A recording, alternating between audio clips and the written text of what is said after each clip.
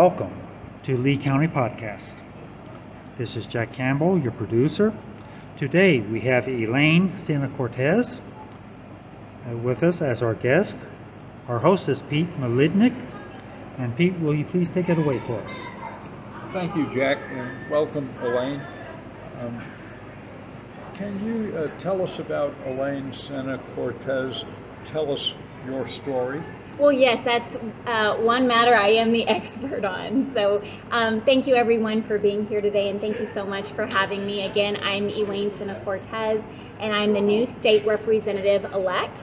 And what that means is I just won in a primary election, in a Republican primary, and in November I'm unopposed on the ballot. So I'll be sworn in January. And a lot of people ask, well, what does a state representative do? Well, state representatives work with senators to make laws in Santa Fe that decide basically how we live here in Hobbs and in the rest of the state. So for those of you that don't know me, I'm a small business owner.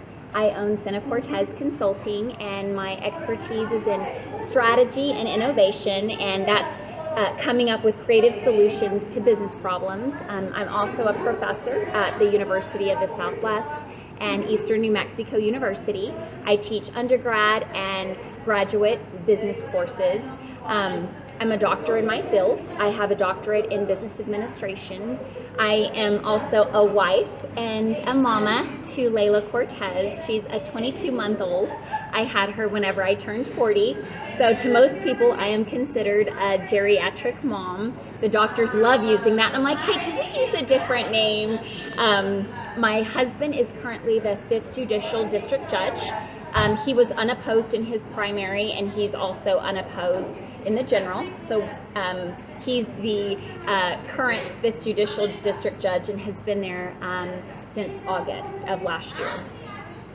My dad and late mom have been pastors my whole life. My dad is a veteran of the United States Army, and he was a sergeant in the Vietnam War. My late mom passed from cancer in 2018. She was an educator, a pastor with my father, the founder of our school at our church, and was a children's book author. So my mom and my dad are definitely my heroes, and I believe that I stand on the shoulders of giants. And you guys hear all of those details, right? And that sounds pretty impressive, but a lot of people don't know that's not where I began. That's not where I got started in life. You see, I was the kid whose goals and dreams were so much bigger than my family's income. I was the kid who grew up poor. I attended Southern Heights Elementary School, which is the highest risk school here in town. I grew up in South Hobbs on Selman Street with a family of 5 in a 2-bedroom home. I was the kid who shopped at the Salvation Army, and thank God for the Salvation Army because it's what kept my family clothed. And just to describe the neighborhood that I grew up in, across the street from us was a prostitute who conducted her business out by the hour. And if that wasn't bad enough, we had gang members on the opposite side where there was always police and brawls and detectives showing up in the neighborhood. And to describe the behind my house, there was always bulldog fights and rooster fights from my bedroom window. That was just a normal Tuesday with how I grew up. And my mom and dad would always tell me that you're going to leave your mark on this world, and you're going to go to college even though we cannot afford to pay your way. And I remember thinking, wow, I'm going to do all these great things in life, but my parents can't help me, so I'm going to have to figure this out on my own. And I remember thinking that one day I will make it out of the hood. I will make it out, and just because I grew up rough didn't mean I had to answer rough, and that I could have a different kind of life. And but I remember feeling like, man, I'm on my own, but I got to go to college. It wasn't even an option. And so I was able to work 4 jobs to pay for my bachelor's degree, and then the organization I worked for paid for my master's at the time. And my husband and I are still paying off my doctorate that I worked for. You guys know how that is, paying off student loans. But ultimately, my life is about the power of choice. You see, I could have been a statistic. I should have been a statistic. but I chose differently. And for those of you listening out there, maybe you're thinking about the obstacles that you've overcome to get to where you are today. And I believe that we're here because now we have a chance to change things for future generations. And something that I always hear people say, oh, I'm just not that into politics, and you shouldn't talk about politics or religion at the dinner table. Well, I come from a family of pastors and politicians, and so if we follow that rule, we would literally have nothing to talk about at the dinner table. So I believe that politics impact how we live on a daily basis. Oh yeah, certainly. What about, Elaine, in regard to, well, reflecting back for a minute, I can say I knew her when, because I remember Elaine and Jonathan when they were, I think, well, before you were legally 21. Yes, at the junior college. Oh, yeah, yes, we were both students there. The scary thing is it doesn't seem that long ago. It doesn't. It feels like yesterday. Yes, but getting back to what you were saying in regard to oil and gas, such a big part of our life here in Hobbs and Lee County, what do you perceive the role of oil and gas to be in a transitioning economy in light of green energy policies? Well, I believe that we should have diversified energy, but never to replace oil and gas. It should be an addition to, not an exchange for. But I do want to share a little bit leading up to that. Peter, I believe that our faith, our families, and our freedom, our small businesses, the oil and gas industry, the Second Amendment rights to bear arms, the right to life, law enforcement, I believe that we're under attack like never before. And I just want to say that I'm pro-God, I am pro-life, I'm pro-oil and gas, Second Amendment rights, I'm for teachers, I am for law enforcement, but more than anything, I am pro-people, and I am pro-Lee County values. Oil and gas and small businesses are overregulated and overtaxed here in New Mexico. And I believe that we need to protect the oil and gas industry. We need to protect small businesses.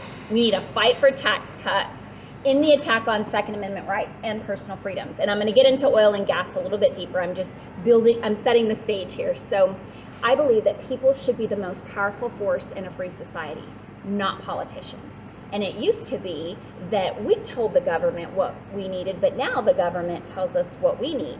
And that's not how it should be. And as state representative-elect, I'm here to fight to give power back to Lee County people where it's always belonged. And when you hear politicians say stuff like, vote for me and I'll make all your dreams come true, you should cringe, because our biggest goal should be to get out of the way and to move the government out of the way so that our people can be led back into prosperity.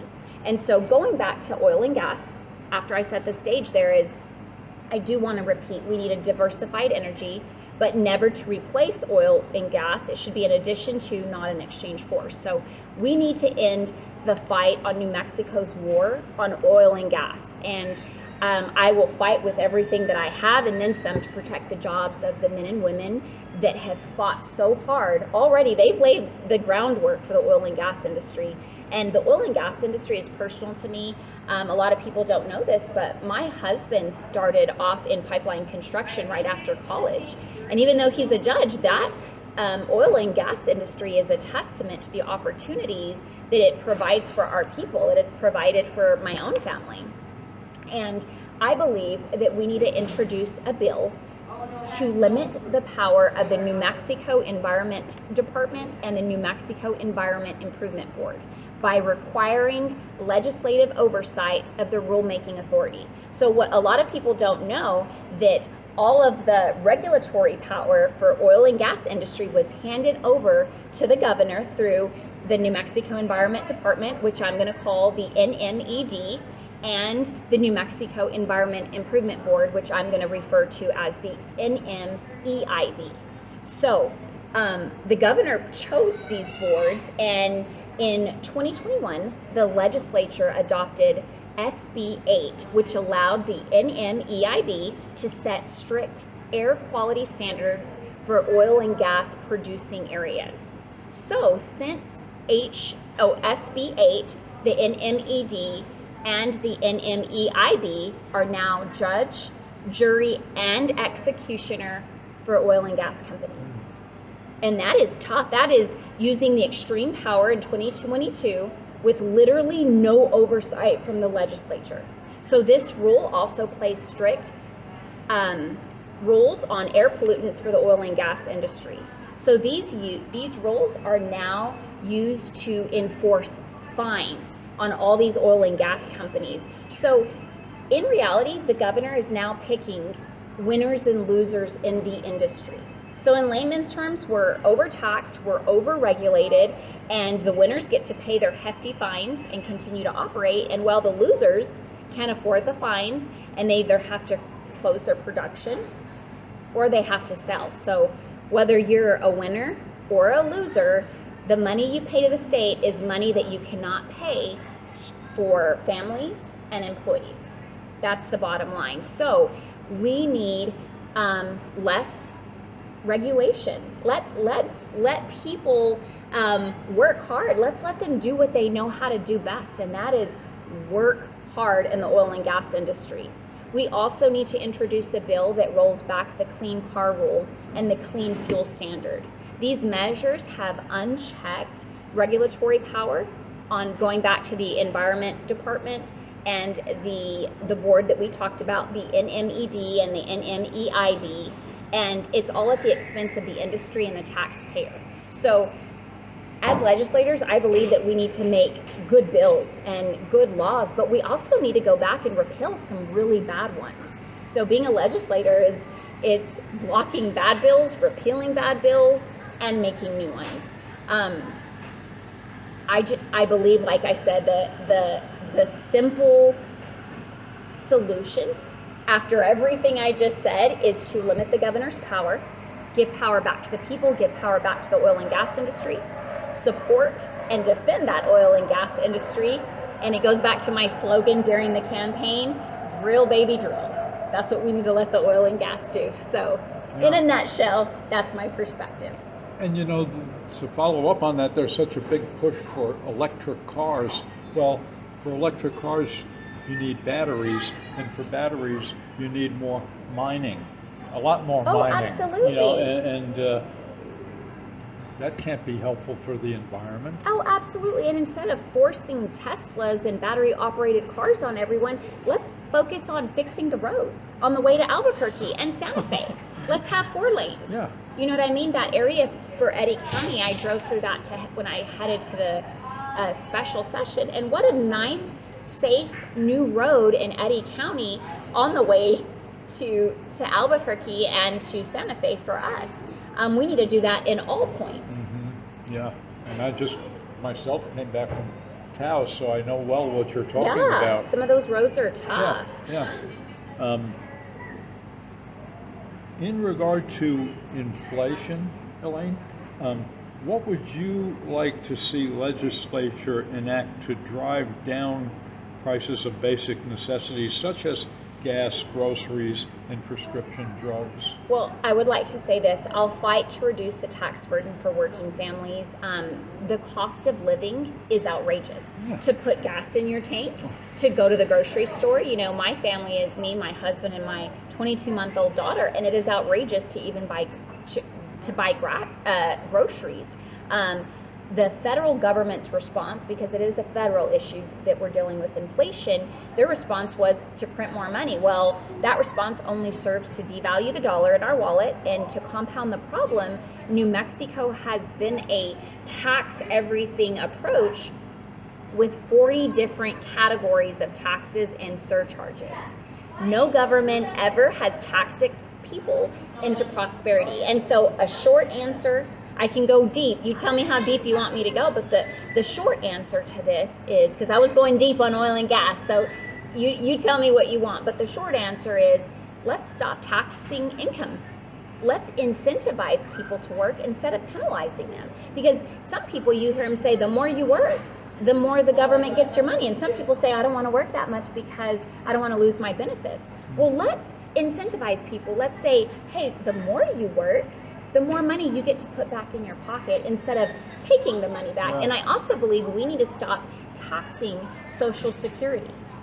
Those would be two things that I would love to introduce. And I know that we have an uphill battle because for years, it's been, 100 years a Democrat state, New Mexico, and I believe that a lot of their perspective is, we need equitable results for everyone. And I disagree with that. We need equitable opportunities. And the fact that I am a woman, that I am a Hispanic, and I'm the first one to occupy District 62 as a state representative-elect shows that there are equal opportunities. But there shouldn't be equal results. It depends on how hard you work. And if you want it, go get it.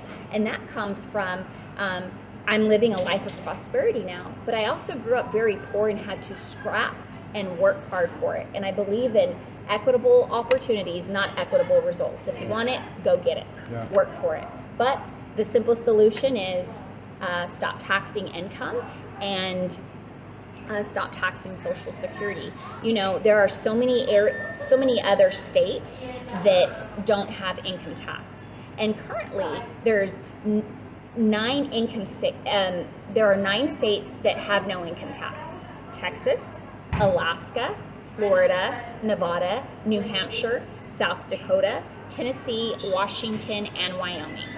And right now, New Mexico may not be competing with all of those states, but they are competing with Texas for workers. And why would a worker live in Hobbs, New Mexico? Why would a worker come and leave their roots to come work in New Mexico where there's hefty income taxes and pay a large portion of their wages to the state when they could live in Midland and have more amenities and pay no state income tax and put more money back in their pockets? So we're losing a lot of professionals to other states. And repealing the income tax would also give New Mexico, I believe, a strategic advantage in keeping our young people in New Mexico instead of shipping our brightest and our best out of state. So there's a lot of repercussions that would happen as a result of no income tax. And along that line, Elaine, last week, headlines in the Hobbs News Sun about the lack of personnel on the Hobbs police force, which shocked me. Really got my attention. And their statistics were pretty alarming to me as a citizen. And I'm thinking, are we going to have protection from crime? How safe are we in terms of all of that? Do you think they'll be able to get more police soon? Well, police that we need? You know what? I believe we need a fight in New Mexico's war on police because they removed qualified immunity, which means they could get sued. Why would people want to sign up and put their lives online when they could get sued at a moment's notice? Yeah. And so I believe when you attack law enforcement, you embolden criminals. And New Mexico has become a safe haven for criminals. We need to hold them accountable. And we need to be able to equip law enforcement with the tools they need to do their job instead of attacking them. 4 police officers have been killed in the line of duty since 2019 here in New Mexico. So I think it's time that as a state we wake up and realize that we cannot gently persuade criminals to respect the rule of law. We need to hold them accountable. And I believe that we could get more police officers if we provided the support that they needed and repealed some of these bad bills. In 2021, the legislature passed the New Mexico Civil Rights Act. And that sounds good. Everyone wants to support civil rights. But for decades, police have been subject to lawsuits in federal court. And this law allows police officers to be sued in state court and also strips them of their defense of qualified immunity. And qualified immunity is they can act in their position as police officers to do their job. Well, they were stripped of that in 2021, so there has been a war on police. And you guys have heard the rhetoric of, in the past, defunding the police. Well, who wants to sign up to be a police officer in this type of climate? We need to support them. We need to repeal HB 4, which is the bad bill from 2021, so that we can have the protections that we need. And you know what?